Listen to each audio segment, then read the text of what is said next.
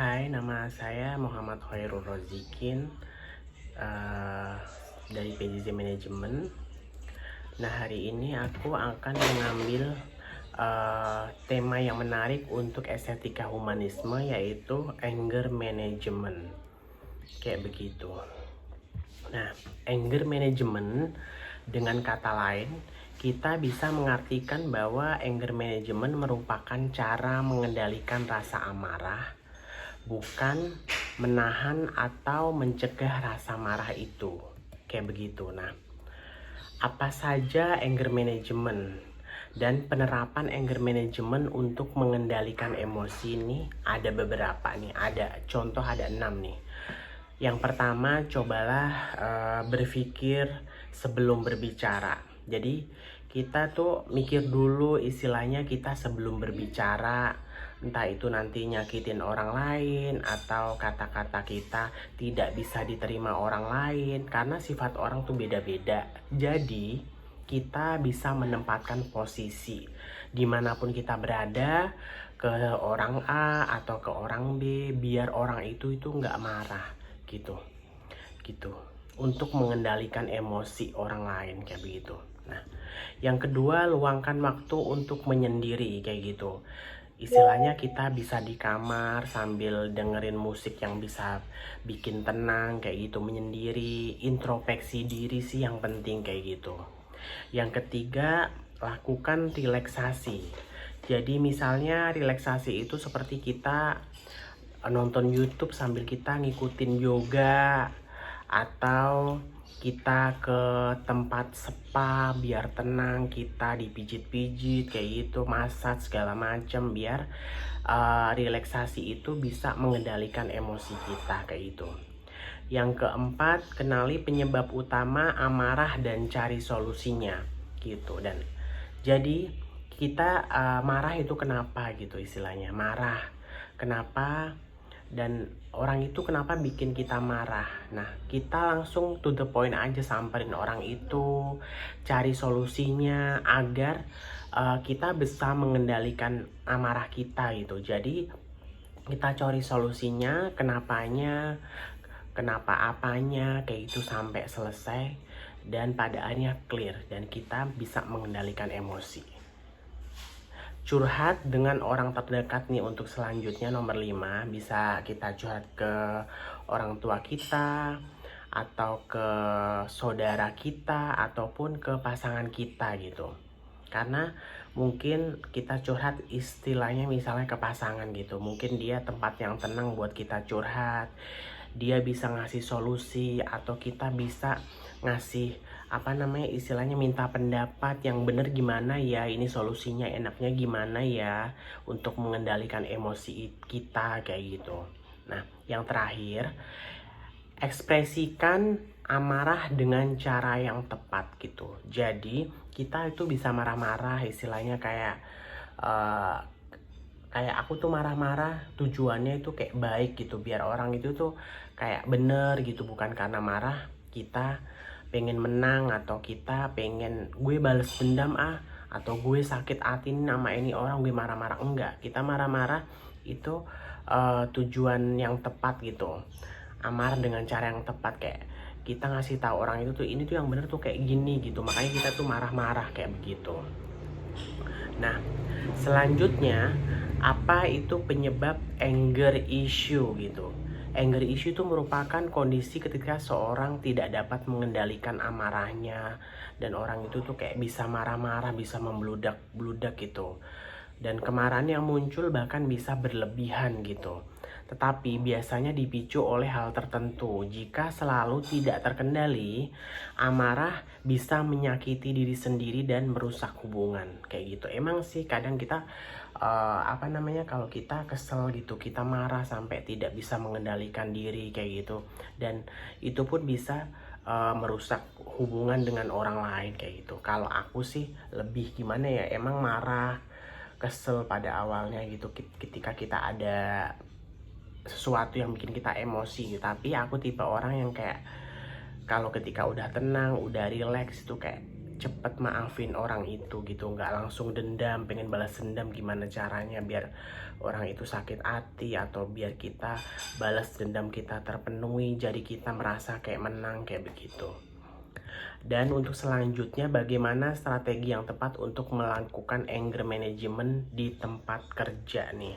Nah, ada beberapa cara untuk melakukan anger management di tempat kerja. Misalnya, menarik nafas dalam-dalam atau minum air putih, melakukan stretching, atau sekedar berjalan di sekitar area kantor. Pokoknya sebelum amarah semakin besar dan tak terkendali, segeralah cari cara yang paling tepat untuk mengendalikan diri kayak gitu. Atau bahkan kita ngopi lah sambil buka-buka YouTube atau lihat-lihat sosial media biar kita tenang, atau bikin mie instan gitu sambil kita dengerin musik di kantor biar relax kayak gitu. Kalau aku sih biasanya kalau ada masalah di kantor gitu ya, aku punya masalah ibaratnya sama supervisor gitu. Aku ngomong baik-baik tapi supervisor tetap kekeh, dia merasa bener. Kita panggil direktur, kita ngomong bertiga, kita cari win-win solution gitu, biar masalahnya clear dan semuanya selesai dengan baik tanpa menimbulkan emosi seperti itu. Nah, selanjutnya bagaimana cara mengelola emosi pada waktu marah gitu. Cara-cara yang dapat membantu mengendalikan emosi kita pada mengendalikan amarah kita gitu. Yang pertama, ekspresikan kemarahan Anda setelah Anda tenang gitu. Emang sih kalau kita kesel saat kita panas-panasnya, istilahnya kayak denger kata-kata atau apa yang bisa bikin kita kesel itu, kita langsung marah, pasti kadang muncul kata-kata yang kotor lah atau kata-kata yang tidak patut diucapin, itu kayak mengalir begitu aja gitu. Jadi lebih baik marah ketika Anda itu kayak udah tenang, udah relax. Jadi kayak ya marah ya sesuai apa nih pembahasannya yang bisa bikin kita marah kayak gitu. Nah, yang kedua, berpikir dahulu sebelum berbicara itu untuk mengendalikan amarah kalian gitu. Jadi pikir dulu nih sama orang nih, kita bisa menempatkan posisi lah kita sama orang A, orang B, orang C. Jadi nggak semua orang itu harus ngikutin sifat kita gitu. Jadi kita sendiri yang harus menempatkan posisi gitu. Jadi oh ini orang sifatnya begini, ini orang sifatnya begini, tuh orang sifatnya begitu, karena sifat orang beda-beda. Jadi ketika kita ngomong tidak menimbulkan amarah buat orang lain gitu. Nah, yang ketiga, lakukan aktivitas fisik. Misalnya untuk mengendalikan amarah, kita jogging di komplek, atau kita jalan-jalan ke mall, atau kita ke salon memanjakan diri yang bisa bikin relax kayak krimbat gitu, kayak kita itu bisa tenang gitu kan gitu. Dan keempat, ketahuilah akar penyebab kemarahan gitu. Ini kenapa nih kok ini bikin marah, itu apa, kenapa? Ya kita ngomong baik-baik walaupun kita nadanya kasar, tapi ya kita tujuannya baik gitu. Jadi akarnya itu apa yang bisa bikin penyebab kemarahan itu gitu. Yang kelima, identifikasi solusi yang memungkinkan. Jadi kita cari solusi untuk mengendalikan amarah itu sampai final, sampai selesai dengan baik-baik kayak begitu. Yang keenam, latih keterampilan relaksasi untuk mengendalikan amarah kayak gitu, yaitu tadi kita yoga lah. Yoga sih yang paling tepat buat kita relax gitu, biar kita relax, otot-otot jadi saraf-saraf semua jadi lancar, jadi kita relax, jadi bisa tenang bareng teman-teman kayak begitu. Dan yang paling terakhir, nomor 7, yang penting sekali tuh jangan menyimpan dendam. Ketika kita marah-marah dan tidak bisa mengendalikan amarah, jangan kita dendam sama orang itu. Gimana aku harus balas dendam sama orang itu biar aku menang, biar aku bisa menebus sakit hatiku. Tidak seperti itu. Lebih baik kita emang marah-marah gitu, tapi tetap marah, kamu tujuannya tuh baik gitu. Dan balik lagi, kalau aku tuh orangnya nggak pendendam sih. Kalau aku udah tenang gitu, ya udah aku maafin dia gitu, selesai, kayak ya udah nggak ada masalah lagi tuh. Mau ngapain berpanjang-panjang gitu, nggak ada untungnya buat aku kayak gitu ya, simple sih gitu. Nah, selanjutnya, apa dampaknya jika sifat marah dibiarkan kayak gitu. Jadi Berikut ini adalah kayak keburukan yang dapat timbul karena sikap marah gitu, keputusan dan tindakan yang diambil tidak rasional, retak dan putusnya hubungan persaudaraan antar manusia, membahayakan kesehatan tubuh karena tekanan darah tinggi yang meningkat gitu. Jadi kayak kita marah itu kayak nambahin penyakit gitu gak sih? Kayak kita ngebatin, jadi stres, jadi darah tinggi kayak gitu, menyebabkan sakit kepala juga dan berisiko menyebabkan serangan jantung juga apabila kita tidak apa namanya kita membiarkan sifat marah itu gitu. Nah, mengapa emosi itu harus dikendalikan gitu ya? Jawabannya sangat mudah. Emosi harus dikendalikan agar kita dapat memilih teman gitu. Antara teman yang baik mana sih yang istilahnya teman ini yang menuntun kita ke jalan yang baik, atau teman yang bisa istilahnya kayak berguna buat kita gitu untuk kedepannya, atau yang bermanfaat lah lebih tepatnya untuk kita gitu. Istilahnya kalau untuk masalah teman ya kita cari temen ya bukan karena istilahnya kayak ngapain kita punya temen banyak kalau mereka nggak berkontribusi baik untuk diri kita, bermanfaat untuk diri kita, ngapain gitu. Mending kita temenan sama 1-2 orang aja tapi mereka bermanfaat buat kita gitu. Tidak hanya itu, untuk mengendalikan emosi juga mengajarkan kita untuk memahami diri sendiri dan lingkungan sekitar. Jadi untuk mengendalikan emosi itu kita mengajarkan untuk memahami diri sendiri gitu. Oh, gue emang gini sih sifat gue, kalau lagi marah-marah ya udah langsung to the point, gue langsung marah-marah aja kayak gitu. Tapi ya tetap di kontrak yang baik dan waktu yang tepat juga gitu loh buat ngasih tahu orang tersebut kayak gitu. Jadi istilahnya kita marah-marah ya tujuannya baik begitu, bukan untuk balas dendam gitu dengan lingkungan sekitar gitu.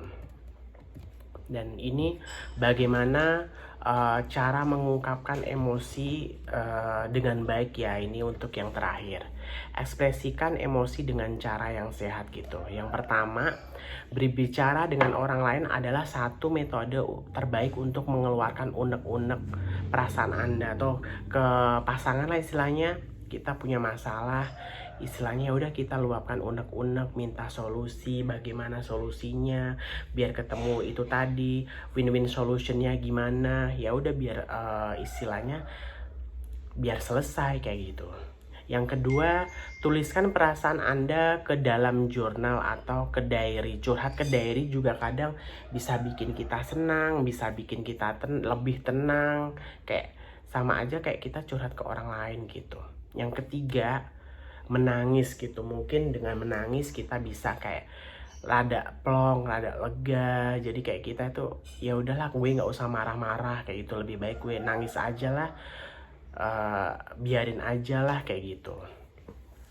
Nomor 4, lepaskan ketegangan. Jadi kayak jangan kaku lah, istilah relax itu, relax, santai ngadepinnya biar semua masalah itu istilahnya kayak kelar, ya udah kalau bisa kelar dengan secara baik-baik gitu. Kalau kita kaku kan kayak itu, aduh gimana, kayak udah emosi kayak gitu kan, kita ya gimana ya, nggak ada solusinya kayak gitu. Jadi ya relax aja gitu. Yang terakhir, nomor 5, perhatikan bagaimana Anda mengekspresikan emosi kepada orang lain gitu. Kalau aku sih kayak ya udah to the point aja, penyebabnya apa kayak gitu, ya udah ekspresikan aja gitu. Tapi jangan sampai istilahnya bawa kata-kata kasar atau kata-kata yang nggak perlu diucapkan, tidak seperti itu gitu. Dan balik lagi, marah itu kita bisa mengendalikan anger management itu ya emang itu tadi, kita harus bisa mengendalikan, kita bisa tahu posisi kenapa kita marah pada saat apa. Jadi kayak ya tahu posisi lah gitu loh istilahnya. Jangan kayak marah-marah mulu, ada hal-hal yang nggak penting kita marah gitu. Ibaratnya kita marah ya ibaratnya ada masalahnya, jadi makanya kita marah gitu. Makanya kita harus punya manajemen untuk mengontrol diri, untuk menahan emosi, untuk lebih tenang, untuk lebih rileks kayak begitu. Demikianlah ujian akhir semester dari saya tentang anger management. Mudah-mudahan bisa diterima dan bermanfaat. Terima kasih.